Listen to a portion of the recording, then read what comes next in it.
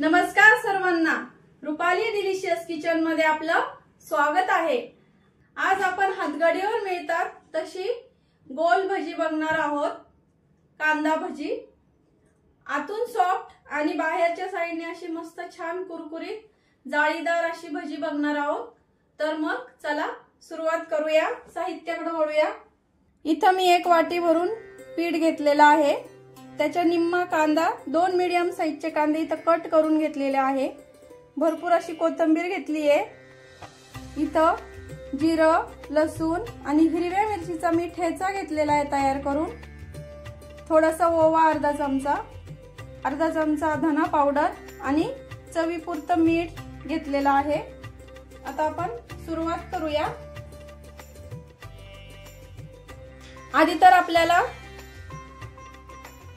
ह्या भांड्यामध्ये पीठ ओतून घ्यायचं आहे। आपण इथं सोड्याचा कशाचाही न वापर करता भजी तयार करणार आहे। तुम्ही सोडा घालणार असाल भजीमध्ये तर हळदीचा वापर करू नका, त्यानी लालसर रंग येऊ शकतो भजींचा। थोडं थोडं पाणी टाकूनच आपल्याला हे भजीचं पीठ मिक्स करून घ्यायचं आहे, जेणेकरून त्याच्या गुठळ्या तयार होत नाही। आणि आपण ढोकळा वगैरे जे करतो त्यासाठी जसं एका साइडनी जसं पीठ घुसळतो तसंच पीठ आपल्याला इथं एक साइडनी फिरवत मिक्स करायचं आहे। असं पीठ भिजवल्यामुळे पीठ असं हलकं होतं आणि भजी अशी छान जाळीदार, आतून सॉफ्ट आणि बाहेरच्या साइडनी एकदम अशी छान कुरकुरीत तयार होतात।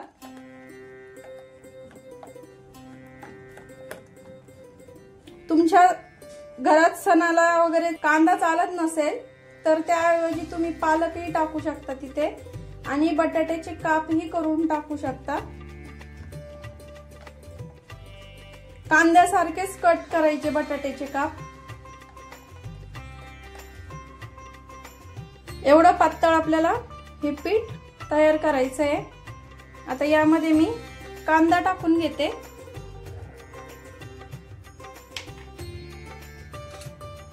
मिरचीचा ठेचा, ओवा आणि धना पावडर, चवीपुरतं मीठ आणि बारीक चिरून घेतलेली कोथिंबीर। आता हे सगळं मी छान मिक्स करते। सोडा वगैरे काही घातला नाहीये मी इथं। पीठ असं छान फेटून घ्यायचंय आपल्याला आधी, हे साहित्य टाकण्याच्या आधी, त्यामुळे पीठ असं छान हलकं तयार होतं।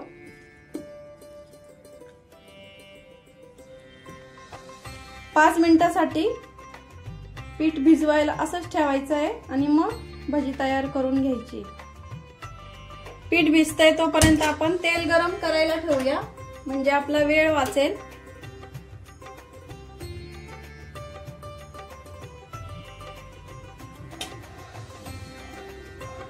पीठ छान भिजलंय आपलं। आता तेल गरम झालंय तर आपण बघूया।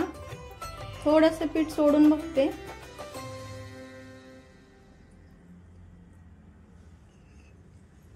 पीठ सोडलं आणि वरती लगेच आलं की समजायचं आपलं भजे तळण्या इतपत तेल गरम झालंय। भजी सोडून घेते मी आता।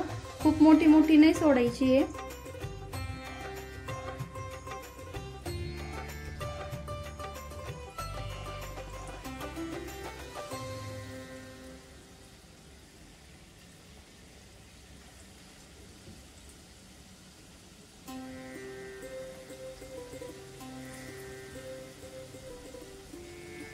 गॅस लो टू मीडियम ठेवायचा आहे भजी सोडताना। खूप मोठा ठेवायचा नाही, नाहीतर आतून कच्चीच राहतील भजी आणि फक्त वर्ण अशी जास्त लालसर होतील।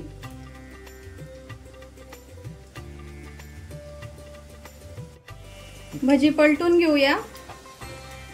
भजी सोडल्या लगेच झाऱ्या लावायचा नाही।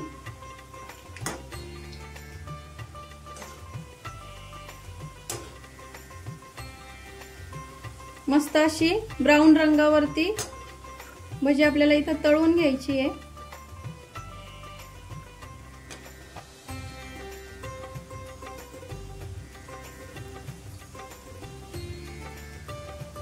गॅस लो टू मीडियमच ठेवायचा आहे, खूप फुल गॅसवरती भजी आपल्याला तळायची नाहीये।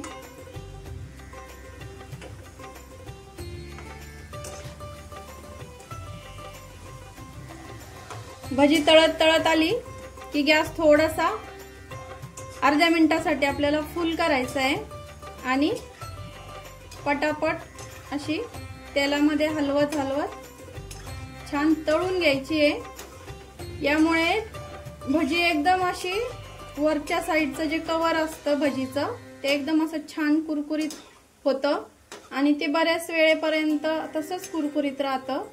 त्यामुळे तुम्ही ही प्रोसेस नक्की ट्राय करा। काढून घेते मी आता, गॅस कमी करते।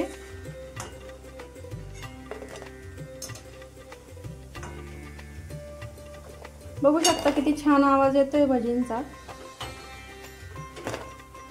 असं छान कुरकुरीत आवाज येतोय हे बघा।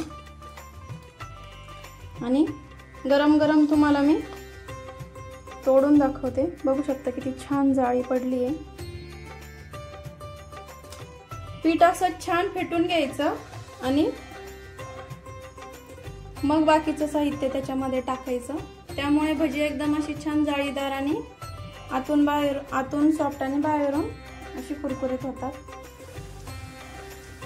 सेकंड बॅच ही तशीच तोडून घेतली मी, आता तशीच छान तळून घ्यायची आधीच्या भजींसारखी। थोडीशी तळत तळत आली की गॅस फुल करायचा आणि फुल गॅसवर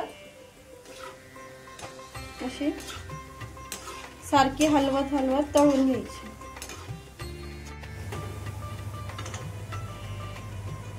बघू शकता एक सारखा असा छान कलर आलेला आहे सगळ्या भजींना।